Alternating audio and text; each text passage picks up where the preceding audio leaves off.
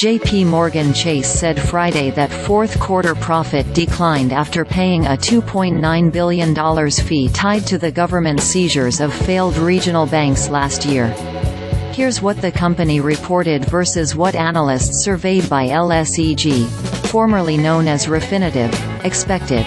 The bank said quarterly earnings slipped 15% to $9.31 billion, or $3.04 per share, from a year earlier. Excluding the fee tied to the regional banking crisis and $743 million in investment losses, earnings would have been $3.97 per share, according to JPMorgan. Revenue climbed 12% to $39.94 billion, edging out analysts' expectations.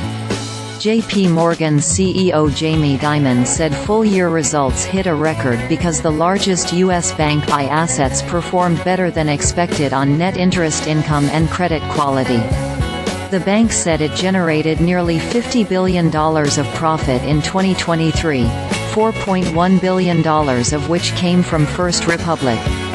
Just as it did in the 2008 financial crisis, JPMorgan emerged larger and more profitable from last year's regional banking chaos after acquiring First Republic, a mid-sized lender to wealthy coastal families.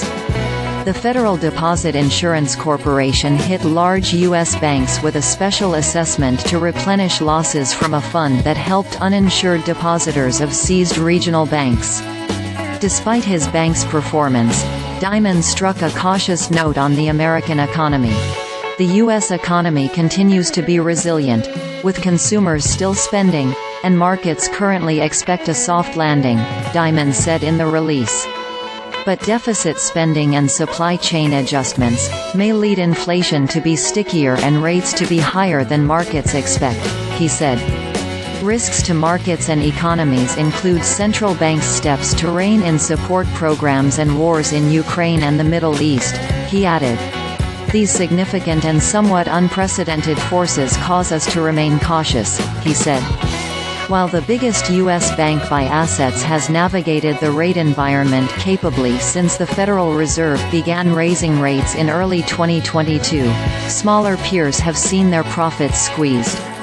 The industry has been forced to pay up for deposits as customers shift cash into higher-yielding instruments, squeezing margins. At the same time, rising yields mean the bonds owned by banks fell in value, creating unrealized losses that pressure capital levels. Concern is also mounting over rising losses from commercial loans, especially office building debt, and higher defaults on credit cards.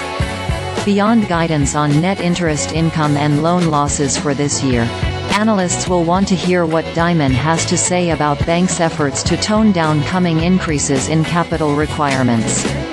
Beaten-down shares of banks recovered in November on expectations that the Fed had successfully managed inflation and could cut rates this year.